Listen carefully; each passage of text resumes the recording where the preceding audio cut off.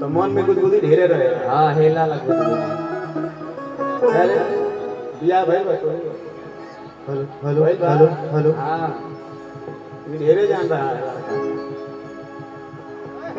कि सुनी सुनी भगवान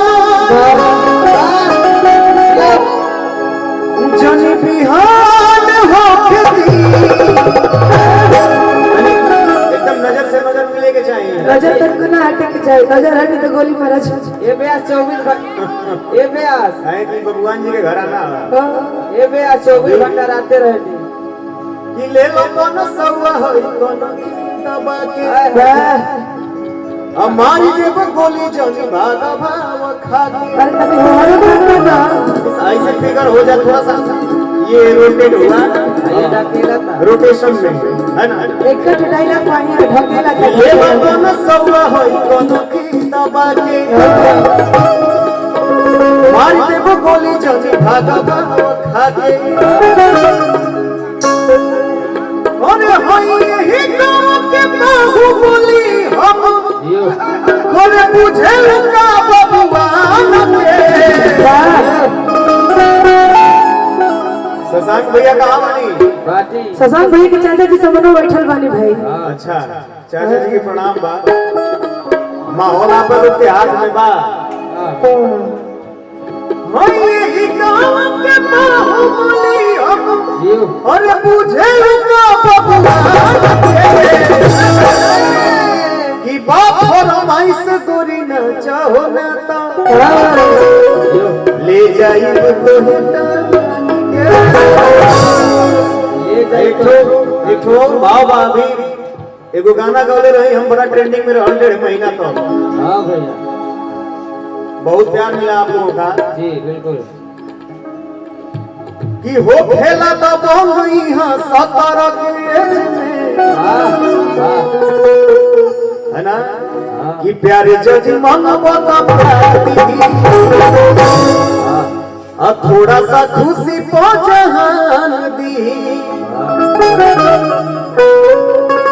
अरे नोट तो के राखिली हमें जमे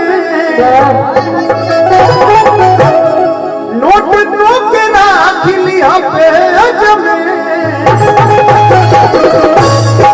कि हो खेला तो यहाँ 17 के एज में गोरखपुर के लड़का गोली मारे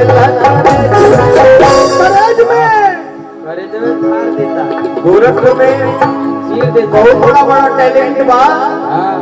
और अगर केहू ढेर रंगदारी दिखावे तो रंगदारन के ढेर भिवाई जा है ना हो भैया।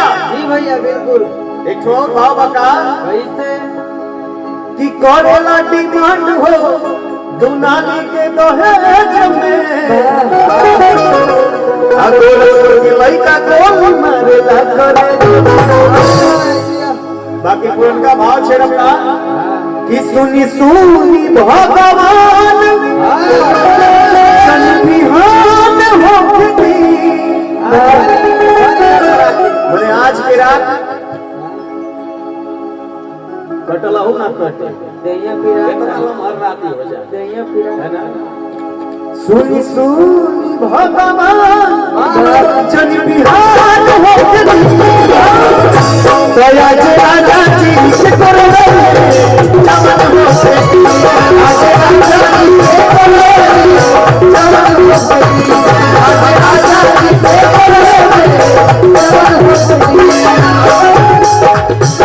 आज हो महिला मिलना सजनी के सजना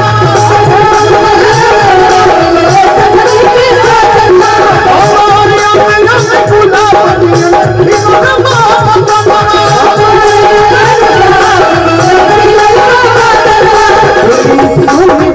भगवान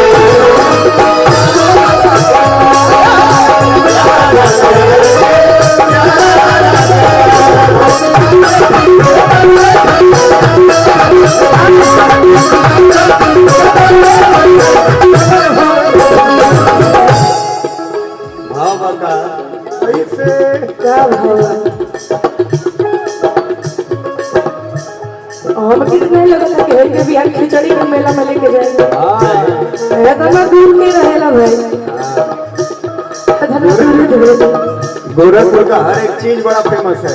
हाँ भैया अच्छाई ढूंढे अच्छाई मिलेगा। हाँ बाकी अपने आप में गोरखपुर कोनो दिशा में कम ना है।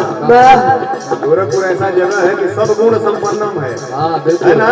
एकदम भैया बिल्कुल।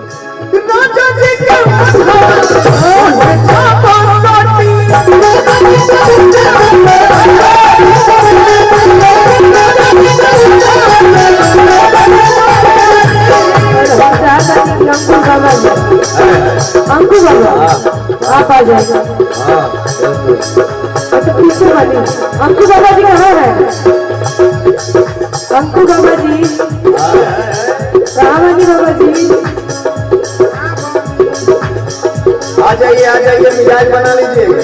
काहे कि मौका बेर बेर ना मिलेगा। नाम मिलेगा। कभी कभार तो मिलता है तो मौका के फायदा उठा लेंगे चाहे जो भी मिले। हाँ राजा जी के